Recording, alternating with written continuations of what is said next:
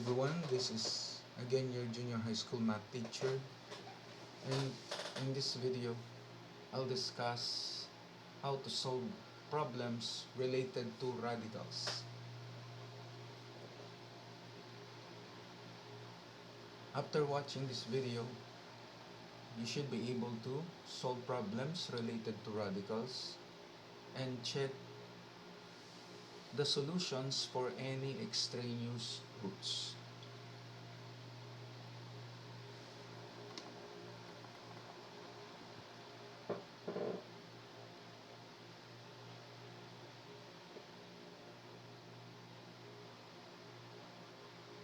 Now, in this material, you would be able to solve problems involving radical expressions.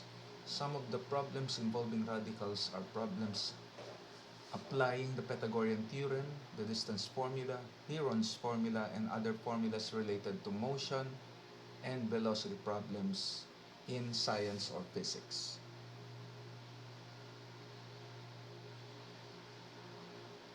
Let's take this set of examples, starting with problem number 1. A ladder 25 feet is leaning against a vertical wall. If the base or foot of the ladder is 7 feet away from the wall, how high up the wall does the ladder reach? Okay, para mas lubusan natin maintindihan ang problem, pwede natin itong i-drawing. Okay, so the ladder, the wall, and the flat ground form a right triangle or 90-degree triangle. So, the best way to illustrate the problem is to draw a simple right triangle. Now, the longest side, as we all know, the hypotenuse represents the ladder, and the vertical side is the wall, and the horizontal side is the ground. Then in this triangle, let us label the length of each side. So the hypotenuse, which represents the ladder, measures 25 feet, which is denoted by small letter C, and the ground, which is the horizontal leg, has a length of 7 feet, which is the distance of the foot of the ladder from the wall.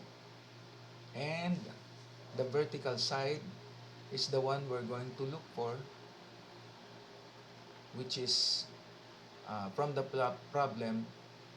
Okay, the problem is asking for how high up the wall does the ladder reach. So meaning this is what we're looking for, the length of this vertical side or the length of the vertical wall.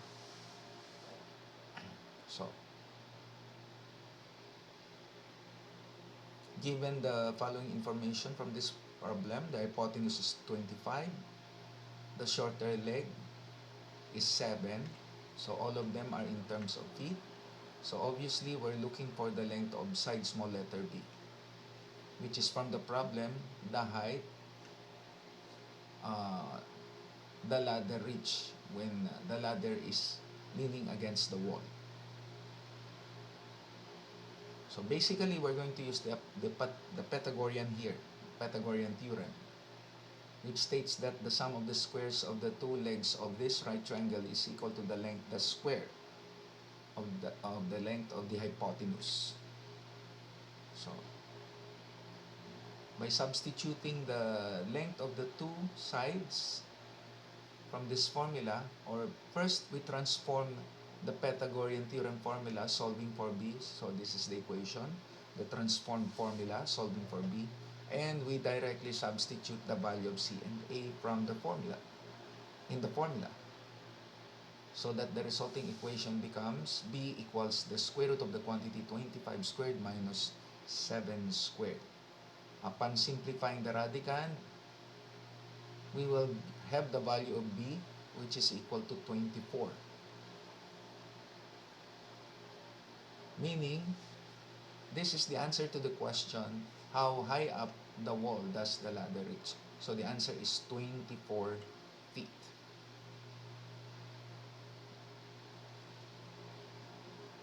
So the ladder reaches 24 feet up the wall. Okay? Next, we go to problem number 2.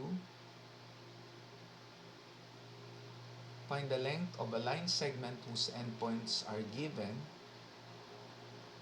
In letter A, the endpoints are the two ordered pairs from letter A, and these are -2, -5, and 4, -1.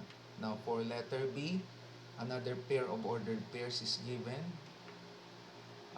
so that we could also find the length of the segment with these endpoints in letter B. So anong formula ang gagamitin natin dito? So solution. Now each pair of x and y coordinates are 2 points that determine a line segment. So to find the length of the line segment, we use the so-called distance formula. Okay. So D denotes the length of the line segment. Now what is this distance formula? Now this is the equation. D equals square root of the quantity, the square,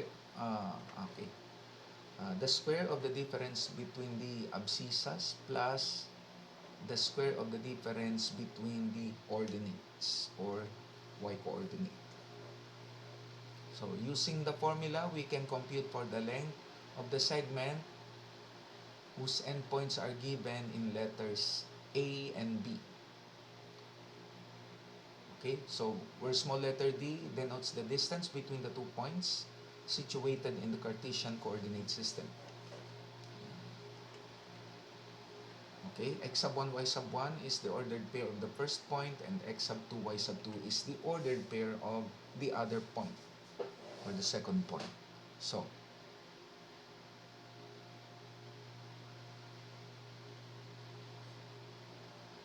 let us answer first letter A. So, the first order pair has coordinates of -2, -5. So, you treat this first pair of coordinates as x sub 1 and y sub 1.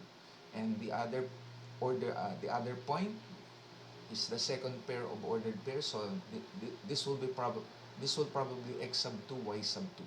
Okay? Yun. Then, plugging in these coordinates to the formula, we can compute for the length of the line segment, denoted by small letter d, from the distance formula.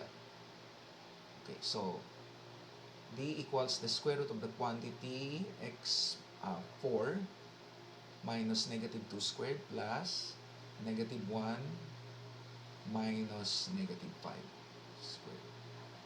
Then simplifying the radicand, okay, this will give us square root of 52. Then simplifying the resulting radical, which is the value of d, that can be expressed as 2 square root of 13. Now, this is the length of the line segment whose endpoints are given in letter A. Now for letter B, we basically do the same thing. We use the same formula, the distance formula, to find the length of the line segment whose endpoints are given in this item. Okay. So -3, 3 are your x sub 1, y sub 1, while 10, -2 are your x sub 2 and y sub 2. Now plugging in these coordinates to this formula, we can compute for the length of the line segment. We substitute.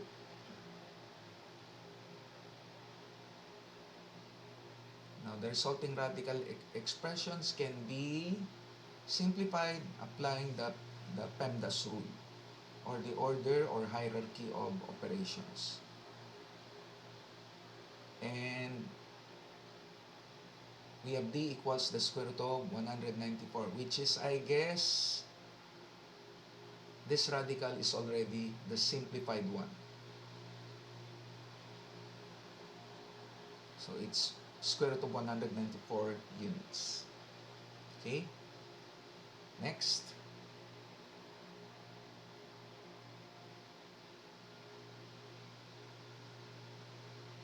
Galileo Galilei. So we are now in the third problem, Galileo Galilei discovered the relationship between the velocity v of a freely falling object and the distance traveled by the object.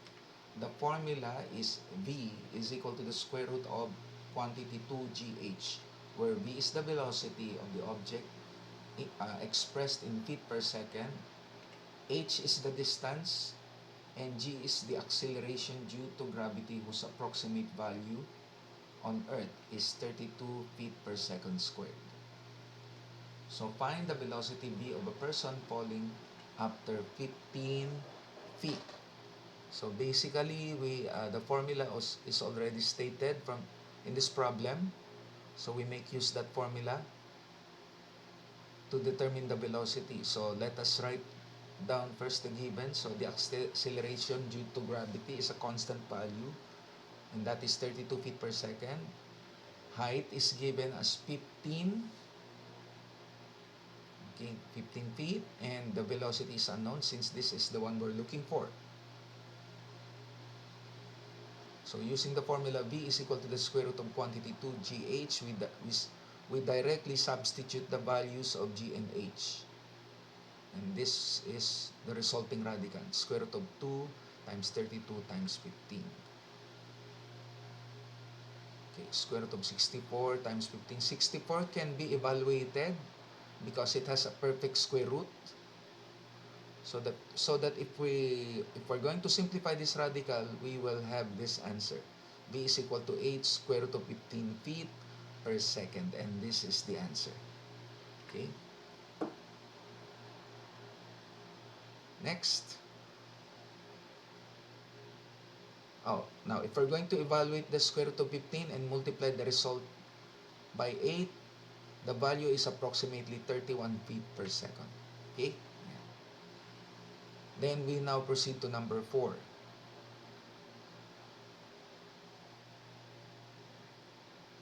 Okay. For number 4, find the area of an acute triangle whose sides are 8 centimeters, 9 centimeters, and 11 centimeters. Now, how do we compute for the area of a triangle whose sides are given?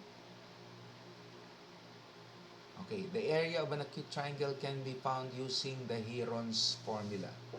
Now, what is this Heron's formula? Okay, this one. So, A denotes the area of the triangle, which is equivalent to the square root of the quantity S times the quantity S minus A times the quantity S minus B times the quantity S minus C, where again A denotes the area of the triangle, S stands for the semi-perimeter of the triangle, and A, B, and C are the lengths of the sides of the triangle. Okay?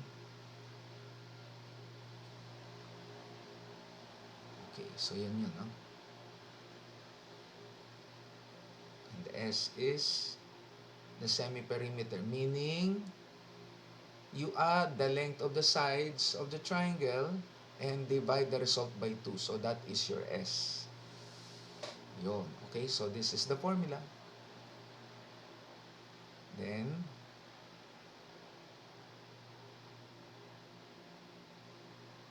with this formula, we can directly substitute the values of A, B, and C. So let us assume that A is your 8 centimeter length for the triangle, B is the 9 centimeter side, and C is the third side which has a measure of 11 centimeters. Now we compute for S for the semi-perimeter. We simply add the 3 sides and divide the result by 2. And that is 14.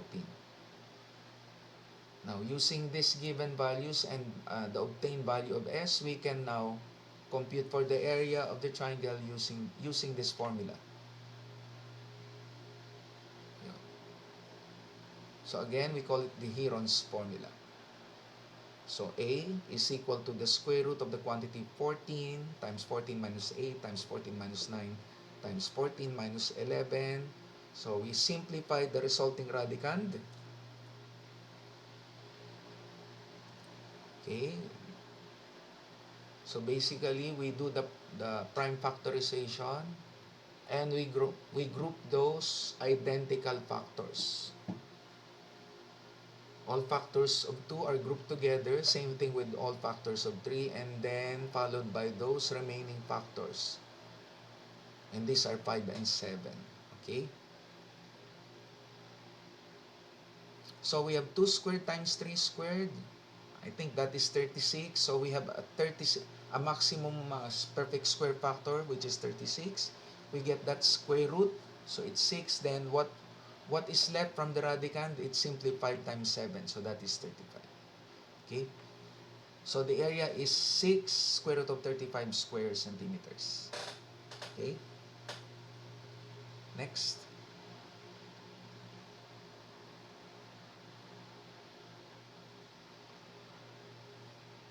We have number 5.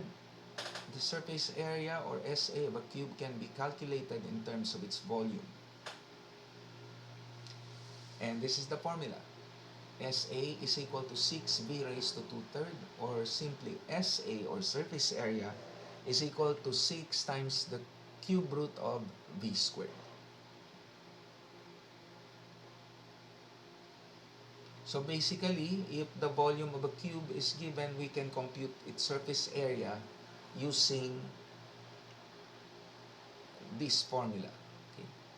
It's either this one or this one. Parehas lang yan. Now, so for our solution, so basically, we're going to use the second formula. Then substitute the volume of the cube.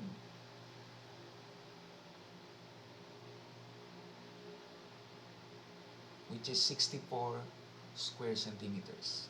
Cubic centimeters, I mean. Okay. Then simplify.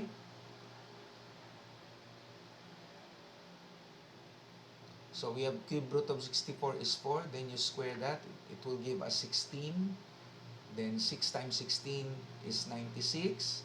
So since this is already an area, so the unit of measure is square centimeters. So the answer is 96 square centimeters for the surface area of the cube whose volume is 64 cubic centimeters. Okay? Next. How about the sixth problem? Calorie is the approximate amount of energy needed to raise the temperature of 1 milliliter of water by 1 degree Celsius or centigrade. A calorie needed by an animal each day is calculated using the formula C equals 72 fourth root of m cubed. Okay, so this is the formula where m is the animal's mass in kilograms or kg.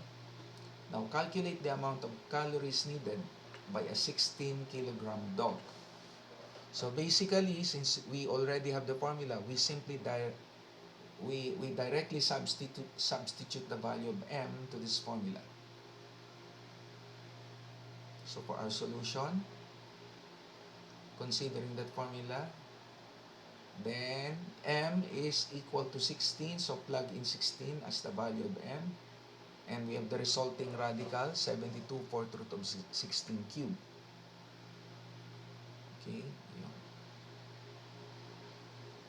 Now first is we can evaluate first the fourth root of 16 instead of getting the cube first of 16 then followed by the fourth root of the resulting radicand. Okay, so if we evaluate first the cube of 16, we will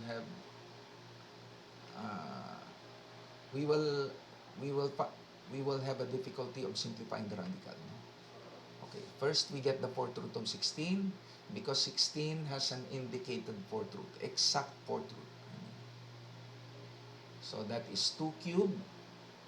2 cube, as you all know, it's 8. And then 72 times 8 is 576 calories. Okay? So yan yung sagot. Now, if you did get this problem, we can now proceed immediately to the next slide. Okay, number 7. the formula T equals 2 pi times the square root of L over G, where T is the period of the pendulum, L is the length of the pendulum, and G is the acceleration due to gravity in feet per second squared. Now, how long does it take for a pendulum to swing back and forth if its length is 8 feet? So, making use of the formula, first we list down the given information in this problem. So, the length of the pendulum is 8 feet. The acceleration due to gravity is a constant value of 32 feet per second squared. And pi is also a constant value of 3.1416. Now, plugging in these values to this formula,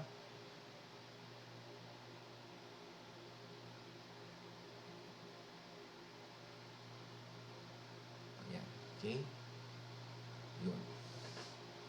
Then simplifying the expression on this side of equal sign,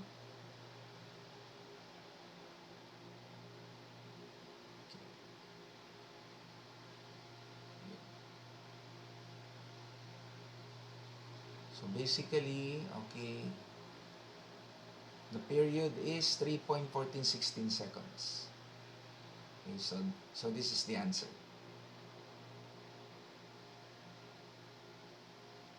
Okay, if you want to have a glance of the solution to this problem, okay, here's the solution. So kung wala nang tanong, we now proceed to the next slide. Number 8. The formula for radius of a circle is given as r equals the square root of the quantity x minus h squared plus y minus k squared, where point hk is the coordinates of the center of the circle denoted by capital letter C, and xy is actually the coordinates of point P on the circle. Okay? Now, find the radius of a circle r given that the center of the circle is at coordinates 2, -3, and the point on the circle P whose coordinates are -1, -2. Ibig sabihin, itong point P na to, nasa circle. Okay? Yun ibig sabihin nun. Now, for our solution, list down the coordinates of the center and the point of the circle. So, the center is at coordinates 2, -3, and the point on the circle is at coordinates -1, -2. Yun. Now, to compute for the length of the radius, this is the formula. Okay, r is equal to the square root of the quantity x minus h squared plus y minus k squared. Substitute the given coordinates to this formula and then simplify the resulting radicand. Okay. So r is actually the square root of 10. And this is our answer. Okay. So it's square root of 10 units.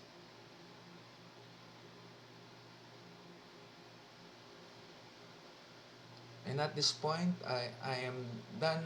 I am done with the 8 examples. Okay, from this set of examples. Okay. So I am done explaining the solution to the first set of 8 examples. And at this point, I think we now proceed to the next set of examples. Okay. How about this one, the number problems? So for the number problems, we recall how to represent problems using variables and formulate the equation. In each of the following problems, find the value of the number n. Okay, let us start with another set of examples. Number 1, the square root of a number is 4. What is the number? Solution, letting n be the number, so we have to translate this statement. Okay, itong binilugan ko, i-translate natin ito sa mathematical statement using the symbol n from the representation. Okay. So, the square root of a number the square root of a number is 4 is this one. So, square root of n equals 4. Then, we solve the formulated equation. So, getting the square of both sides. To eliminate the radical sign, since we are dealing with the rational equation, so the equation becomes n equals 16, which is our answer. Now, 16 is the number we're looking for. Okay, okay? Next.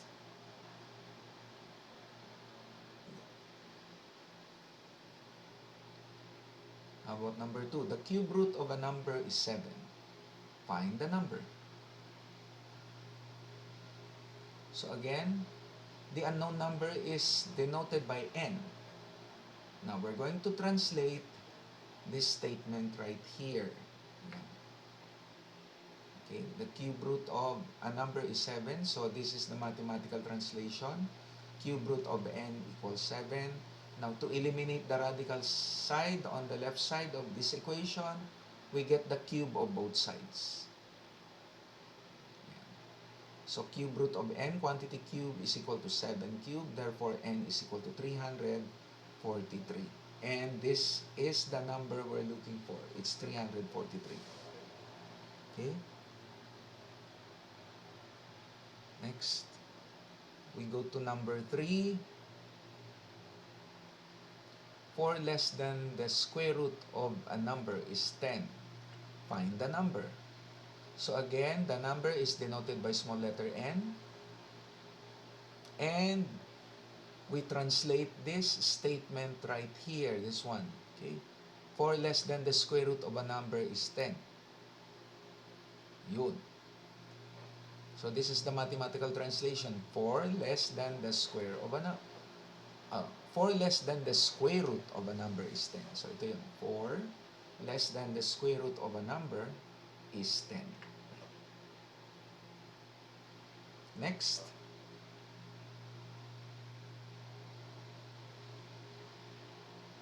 Solving for n. Okay. So we need to isolate the term with the radical sign on the left side. So meaning that negative 4 is transposed to the right. Kaya naging plus 4 ng 10, no?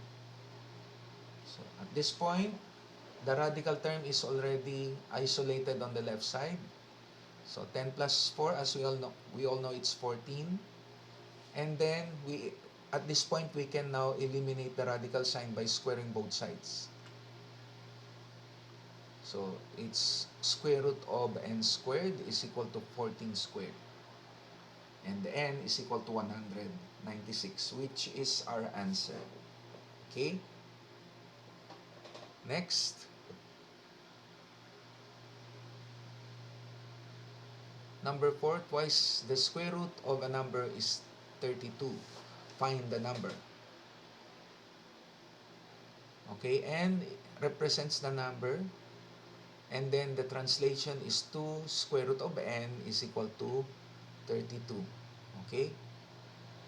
Yun. So this is the encircled statement and this is the translated mathematical equation. Okay. Now, we square both sides to eliminate the radical sign. Pwede rin naman. Okay. So, it's 4n is equal to 1024. So, we divide both sides by 4 so that we can get the value of n. So, n is equal to 256. Your answer. Okay?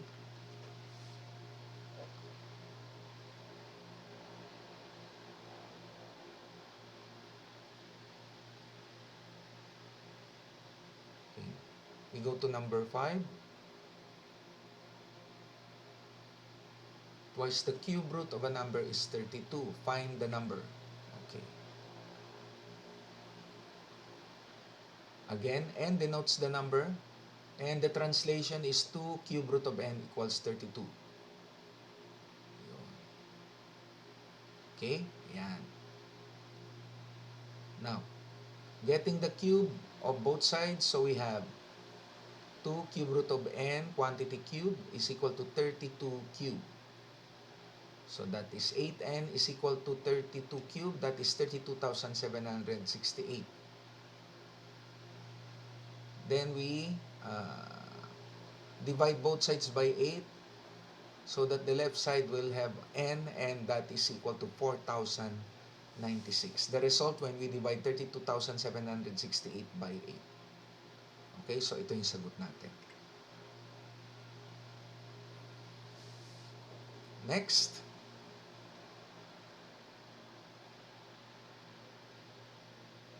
About number 6. The square root of the quantity 5 less than 3 times a number is 7. What is the number? Okay. So again, we let n be the number,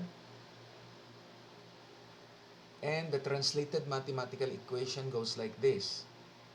Okay? So if this is the statement to be translated, so this is the formulated mathematical equation or the translated mathematical statement. So it's square root of the quantity 3n minus 5 equals 7.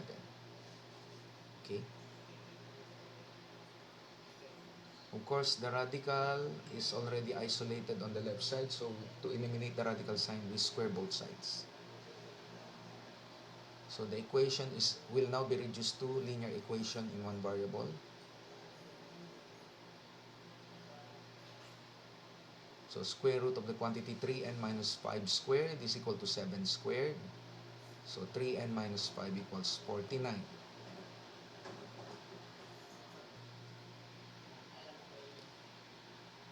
Okay, so at this point, the equation is reduced to linear equation in one variable, so we can easily look for the value of n here.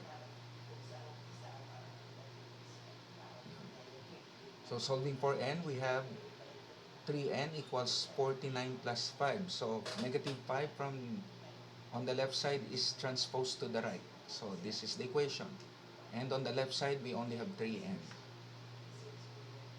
And simplifying the equation further, so 3n equals 54. So both sides are divisible by 3. Therefore, your n is equal to 18.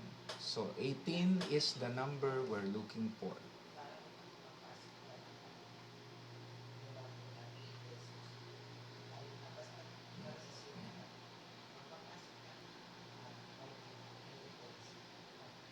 And at this point, I'm done discussing